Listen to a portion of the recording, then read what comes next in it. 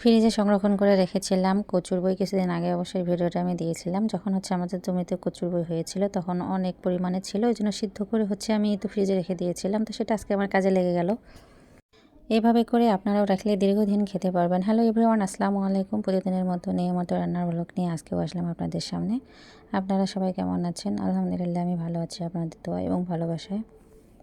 তো আজকে আমি তো বাটা মাছ দিয়ে কচুর ডাল রান্না করব। তো এই জন্য মাছগুলোকে ভালোভাবে লবণ দিয়ে আমি পরিষ্কার করে নিয়েছি।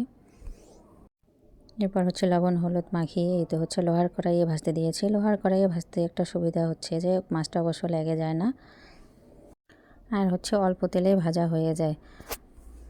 তো যাই হোক, এই তো মাছটা আমি লাল লাল করে এপাশ ওপাশ করে ভালো করে ভেজে নিয়েছি। এরপর এখানে কুচি করে কাটা পেঁয়াজগুলো আমি এর মধ্যে দিয়ে দিয়েছি। পেঁয়াজের সঙ্গে একটু কাঁচামরিচও দিয়েছি। এগুলো ভেজে নিয়ে আমি কড়াইটি সহ মাছগুলো নামিয়ে রাখলাম। আর এদিকে আমি আজকে পাতিলে রান্না করব। তো পাতিলের মধ্যে তো কেটে রাখা পেঁয়াজ আর কাঁচামরিচ দিয়েছি আমি তেলের মধ্যে দিয়ে। তো এখন আমি লাল লাল করে এটা ভেজে নেব। আর পাতিলটার বয়স অনেক দিন হয়ে গেছে আমার, শাশুড়ি আমার হাতের কেনা পাতিল, তো পাতলা হয়ে গেছে আর কি এর তলাটা। তো এই জন্য একটু ঘন ঘন এইভাবে নেড়ে চেড়ে দিচ্ছি। আর যেহেতু মাটির চুলায় রান্না, সেহেতু চুলার তাপটা একটু বেশি থাকে আর তাড়াতাড়ি আর কি পোড়া লেগে যাওয়ার ভয় থাকে। এই তো এখানে পেঁয়াজগুলোর মধ্যে আমি কচুগুলো এখন দিয়ে দিলাম, দিয়ে একটু ভালো করে কষিয়ে নেব। কষিয়ে নেওয়ার সময় একটু সামান্য পরিমাণে আমি পানি দিয়ে দিলাম এর মধ্যে। আর এখানে স্বাদ মতো লবণ হলুদের গুঁড়া দিয়ে কিছু সময় ধরে একটু কষিয়ে নিলাম। আপনাদের এলাকায় কে কী নামে বলেন অবশ্যই জানাবেন। আমরা আমাদের এলাকায় অবশ্যই থেকে কচুর বই বলি, অনেকে অবশ্য কচুরমুখী বলে। তো যে যাই বলেন না কারণ অবশ্যই নামটা কমেন্টস করে জানাবেন।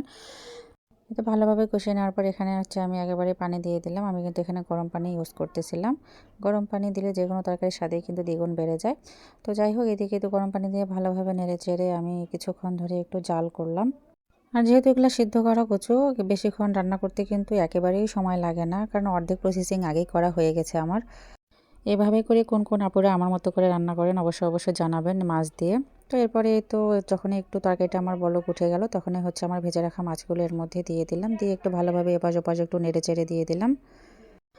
আর এই কচুর বইটা আসলে যাদের সর্দি কাশি থাকে তাদের জন্য কিন্তু একটু ক্ষতিকর। আর গরম গরমে খেয়ে নেবেন, অবশ্যই একবেলা খাবেন, 2-3 বেলা খাওয়ার কোনো দরকারই নেই। আর যেহেতু আমাদের বাসায় একটু সর্দি কাশি লেগেই থাকে, যেহেতু বাচ্চারা আছে, তো গরম গরমে অবশ্য আমরা একবেলায় খেয়ে নিয়েছি। আর এটা গ্যাসের জন্য অনেকেরই আবার প্রবলেম হয়, আসলে এক একজনের গ্যাস এক একটাই। তো যাই হোক, শেষেই তো ধনিয়া পাতাগুলো দিয়ে দিলাম। তো আমার রান্নাটা প্রায় হয়েই গেছে, আমি এখন নামিয়ে ফেললাম। তো আমার আজকে রান্নাটা আপনাদের কাছে কেমন লাগলো, আর কোন আপুরা এইভাবে রান্না করেন অবশ্যই একটু জানাবেন। আর কে কী নামে বলেন, কচুর বই না কচুমুখী। তো যাই হোক, সবাই ভালো থাকবেন, সুস্থ থাকবেন। আর ভয়েসে কোনো প্রকার ভুল ত্রুটি বা নয়েজ পেলে অবশ্যই একটু ইগনোর করবেন। এই রান্নার ভিডিওটা অবশ্য আমার কয়েকদিন আগের করা, তো আজকে ভয়েস দিয়ে আমি দিয়ে দিলাম। আল্লাহ হাফেজ।